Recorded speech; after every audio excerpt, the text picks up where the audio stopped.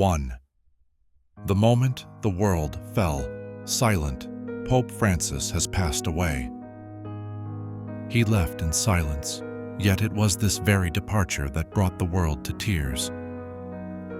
At 7:35 a.m. on April 21st at the St. Martha House, his chosen humble residence instead of a lavish palace, Pope Francis, the supreme leader of the Catholic Church, took his final breath. 88 years of life, over 50 years of priesthood, and 12 years guiding billions of faithful souls, now peacefully ended in a silence filled with heartbreaking sorrow. The Vatican television channel delivered the solemn announcement. Cardinal Kevin Farrell, with deep emotion, declared, "Dear brothers and sisters in faith, it is with profound sorrow that I must announce the passing of the Pope. At 7:35 this morning, the Bishop of Rome, Francis, returned to the Father's house."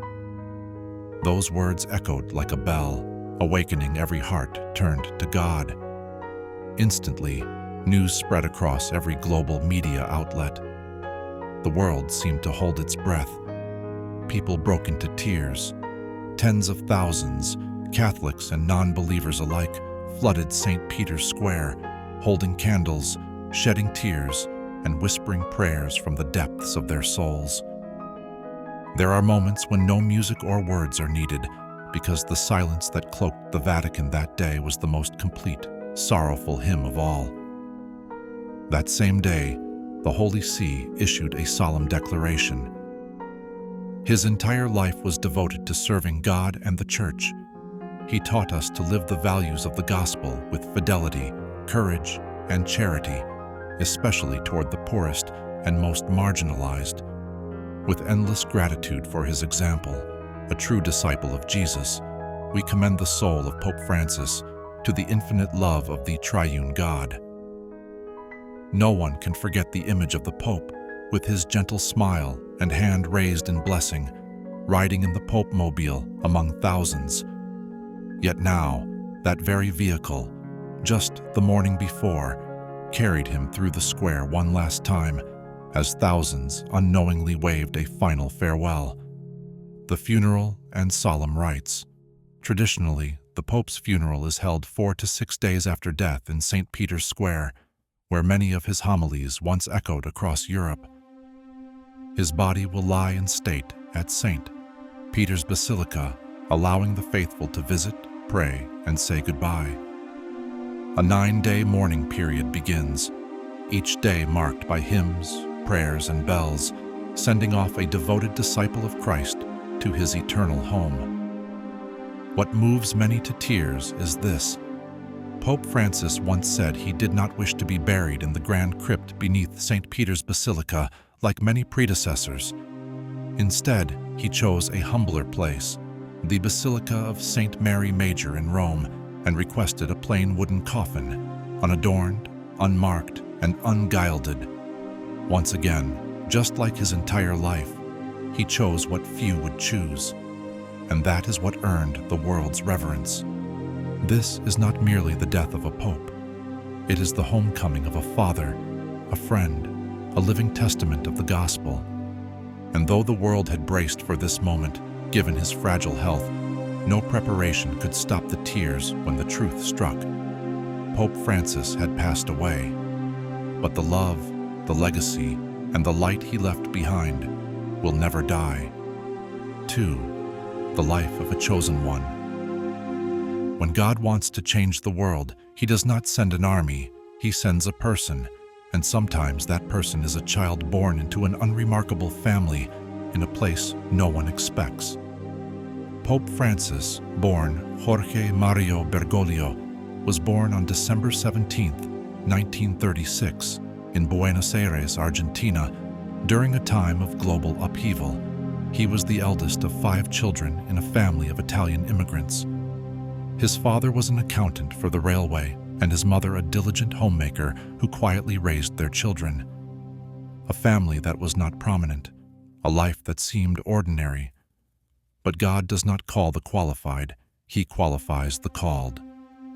And Jorge, though he once studied chemical engineering and worked in a laboratory, left all worldly paths behind to embark on an eternal journey, to become a priest. On March 11, 1958, he joined the Society of Jesus, a religious order known for its strict and rigorous training.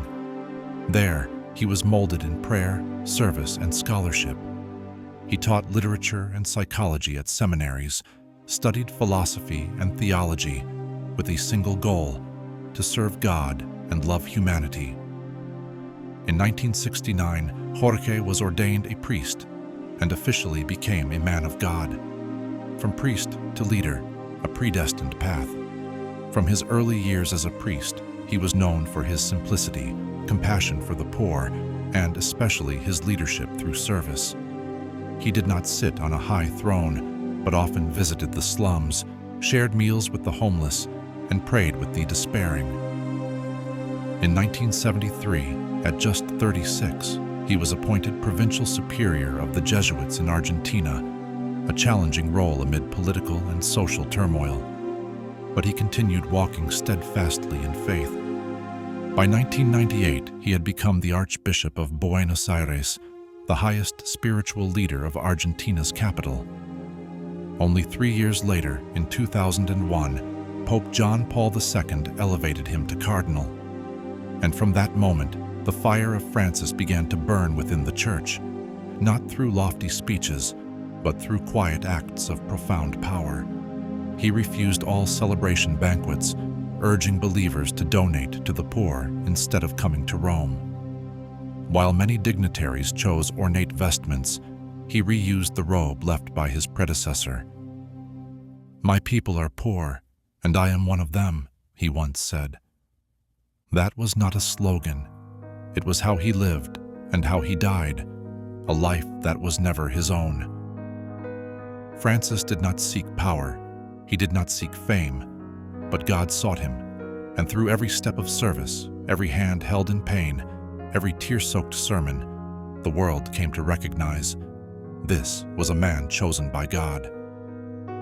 On the dusty streets of Buenos Aires, where many were broken, a man knelt to wipe away another's tears, and God saw that. It was not a path of roses, it was the way of the cross, but he walked it to the end, and God gave him a crown that can never perish. Third, a Pontificate of Mercy. Those chosen by man carry power. Those chosen by God carry love. On March 13, 2013, white smoke rose from the Sistine Chapel. Millions in St. Peter's Square erupted with emotion. A new pope had been chosen. But when the name Jorge Mario Bergoglio was announced, the world stood in stunned silence. For the first time in over 1,200 years, a non-European, a cardinal from the Americas, from the poor global south, was named Pope. He chose the name Francis after Saint Francis of Assisi, the symbol of poverty, peace, and renewal. It was not a random choice. It was a quiet but powerful declaration. I will not be a pope of the throne. I will be a pope of mercy. A start unlike any other. Immediately after his election, instead of returning in a lavish papal vehicle, he boarded a minibus with the other cardinals. He personally paid his hotel bill from before the conclave, a simple act that shocked the world. It was the first sign that the Pontificate of Francis would be unlike anything seen before. He refused to live in the papal palace, opting instead for the St. Martha House, a residence for regular priests. He dined in the common cafeteria, had no personal guards, opened his own doors, carried his own bag. While others chose thrones, he chose a broom. When walls were built, he opened doors, a voice for the voiceless. For 12 years, Pope Francis gave his heart and time to the most vulnerable. He kissed the feet of migrants, washed the feet of prisoners on Holy Thursday. He called widows, rape victims, the desperate, the sick, not through aids, not with announcements. He spoke boldly about climate change, social justice, minority rights, and interfaith dialogue, building bridges between Catholicism and the modern world. In his apostolic exhortation, Evangelii Gaudium, the joy of the gospel, Francis warned of a world worshiping consumerism, abandoning the poor, and losing compassion. "I dream of a poor church, and for the poor," he wrote, "the gravity of truth." Francis needed no grand speeches. He spoke with sincerity. In an age clouded by fake news, politics, and division, he was the quiet voice of truth, not just through words, but through his way of life.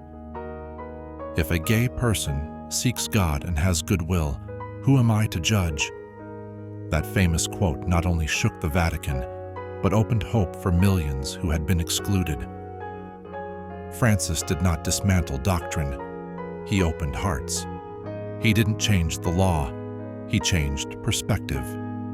He did not lead from the front of the flock. He lived among them, smelling of the sheep like a true shepherd. In a world longing to hear what is good, the Pontificate of Francis brought a new wind to humanity: humility, kindness, and above all, love. 4. The final years, painful but never defeated. Some lights shine brightest just before they go out. After a decade of faithful service as Pope, when he could have stepped back into the shadows, Francis kept walking forward. The world began to notice signs of wear: a weakening voice, slower steps, and quiet hospital visits. Yet never once did he complain. Never did he stop between life and death. In early 2025, Pope Francis's health declined rapidly. He was diagnosed with severe pneumonia, thrombocytopenia, and mild kidney failure, serious complications at age 88. On February 14th, the Vatican announced he had been hospitalized with prolonged bronchitis. Doctors confirmed he required blood transfusions and high-flow oxygen therapy. Believers gathered in silent prayer outside Rome's Gemelli Hospital, laying flowers, crying, offering cards of healing. Their spiritual father, the one who had wiped away so many tears, was now struggling for each breath, a warrior of faith. After nearly 40 days in the hospital, Francis did not falter. In a voice message released on March 6th, his first after admission, he thanked all who had prayed for him. "I can feel every prayer. It lifts me up." Despite doctors advising complete rest, he remained engaged in key matters, monitoring global conflicts, praying for peace in Ukraine and Gaza, and demanding safe passage for war victims. On April 17th, just days before his passing, he visited Regina Coeli prison in Rome to see the inmates. Nearly 90 years old, barely recovered, but Francis chose to sit, hold hands, and pray with those imprisoned. "I want to be near you. I do not fear illness. I only fear not loving enough." His final appearance among the crowd. On the morning of April 20th, just one day before returning to God, he appeared in the Pope-mobile at St. Peter's Square, greeting tens of thousands attending Easter Mass. He smiled, weak but full. He raised his trembling hand in blessing. No one knew. It was a final farewell. Only a day later, at 7:35 a.m. on April 21st, the Vatican confirmed Pope Francis breathed his last at St. Martha House. No spotlight, no noise. He left in silence, just as he lived, simple, humble, yet echoing in eternity, unyielding to the very end. What breaks the world's heart is not just that Francis passed, but that he chose to fight until the very last. He never let go of faith. He never left his flock. He never stopped serving. Francis, the man the world called Pope, saw himself only as a disciple, hands ready to help, a heart ready to forgive, and a final breath that belonged to God. 5. The world bows before a great man. When a candle is extinguished, darkness follows. But when a holy soul departs, That light spreads across all humanity. The news of Pope Francis's passing was not only a sorrow for the Catholic Church, it was a global grief. From east to west, from poor believers in Africa to the world's most powerful leaders, all bowed in reverence before his extraordinary life. Global leaders share condolences. French President Emmanuel Macron, leading a secular nation, rarely expressing religious sentiment, wrote with emotion. From Buenos Aires to Rome, Pope Francis always sought for the Church to bring joy and hope to the poorest. My wife and I send our deepest condolences to all Catholics and everyone mourning around the world. European Commission President Ursula von der Leyen stated, "The world mourns together." Francis was an inspiration to millions. His influence extended beyond the bounds of faith, driven by humility and pure love. European Parliament President Roberta Metsola wrote, "He was the people's pope." Europe grieves the loss of the Holy Father, who radiated a love for life, a hope for peace, and a compassion for justice. A voice for peace, honored worldwide. Israeli President Isaac Herzog praised him as someone who never ceased praying for peace and promoting interfaith dialogue. A man of deep faith and boundless compassion, he called for peace in the Middle East, hoping the hostages in Gaza would return safely. May those prayers come true. Dutch Prime Minister Dick Schoof emphasized, Pope Francis was a role model, not only for Catholics, but also for those without religion.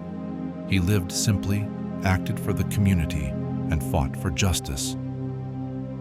New Zealand Prime Minister Christopher Luxon called him a symbol of humility, always devoted to the vulnerable. A voice that crossed the boundaries of belief. Not only religious leaders or the faithful mourned, atheists, adherents of other faiths, and international media alike recognized Francis as the conscience of the modern world. The Guardian wrote, Pope Francis became a global symbol of kindness. In a divided world, he was the bridge. Reuters called him the Pope of Compassion, who redefined power in the 21st century. Time magazine once named him Person of the Year, and now calls him the last great leader of our time. One heart, billions moved. Across major plazas in the Vatican, Argentina, the Philippines, Poland, Congo, Brazil, millions knelt in prayer.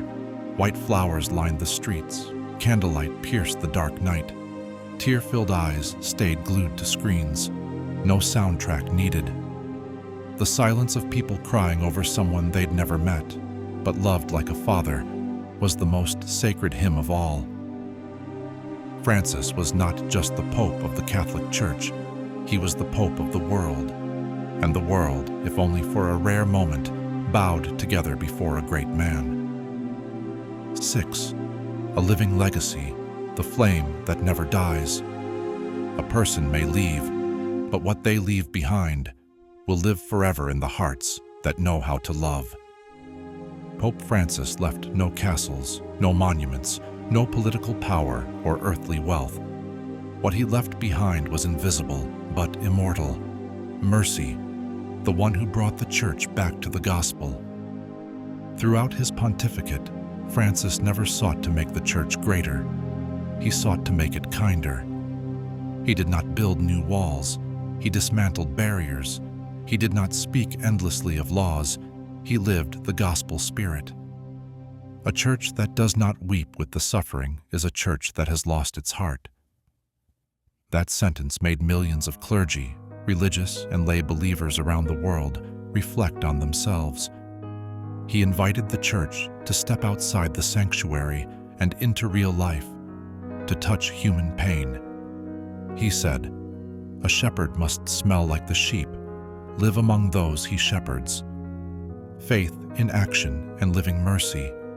He didn't preach with scholarly words. He preached with relatable acts, eating with the homeless, calling to comfort victims, praying for each fragile soul, opening the Vatican to refugees, washing the feet of prisoners, migrants, Muslims, and outcasts. In a world that seemed increasingly cold and divided, Francis was a small flame that never went out. Because he did not try to be great, he simply tried to love others as God loved him. A man of truth and courage, he was not afraid to be misunderstood, not afraid of criticism, not afraid of weakness. Francis once said, "The worst thing is not sin, but indifference to sin." He dared to speak truth about social injustice, climate change, poverty, refugees, and even the failings within the church itself. Not to be provocative, but because he loved. Because love demands truth, and truth demands courage. One soul, millions awakened. Pope Francis did not start a movement or form a new doctrine, but he awakened something ancient, yet long forgotten: compassion. That each of us, whoever we are, is called to live like Jesus, humble, serving, forgiving, loving, and hoping. And so he has not truly left, because his light lives in every act of kindness you and I will do, in every word of forgiveness, in every tear we shed for another. That flame was Francis's, but now it is also ours. Let his flame live in you. Francis did not live to be honored. He lived to make you and me more loving. We live in a world of arguments, division, anxiety, and loneliness. And in that world, God sent someone, not to change it with weapons or power, but with quiet love. Pope Francis, who walked in worn shoes with trembling hands and a heart that never tired. Now he no longer lives in body, but his legacy remains in you, in me, in every good thing we choose each day. When you choose forgiveness over anger, you live like Francis. When you help the poor, uplift the weak, you continue his mission. When you dare to be kind in a selfish world, you keep his flame alive. Don't let his words stop at your ears. Let them reach your heart and become action. Love your neighbor. Live faith as a life, not a ritual. Do what is right, even if no one sees. Be kind, even if no one acknowledges it. That's how you keep Francis alive, not through statues, but through how you live. And if today you are hurting, lost, or hopeless, remember, Francis never gave up, and God has never given up on you. Rise, walk forward, because that light, that flame, is waiting for you to rekindle it. If you truly follow Christ, you will understand. Trampling the dignity of a human being is the gravest of sins. Pope Francis. And if you believe that, live differently, starting today. You've just heard a story, not just to feel, but to begin a new life, a life of light, just like Francis. Want to share that light? Leave a comment. I choose love. Share this video. Make kindness your first act today. And don't forget to subscribe to receive daily faith, hope, and compassion. Thank you for journeying through the life of a great man. Now, it's your turn to become a light to the world.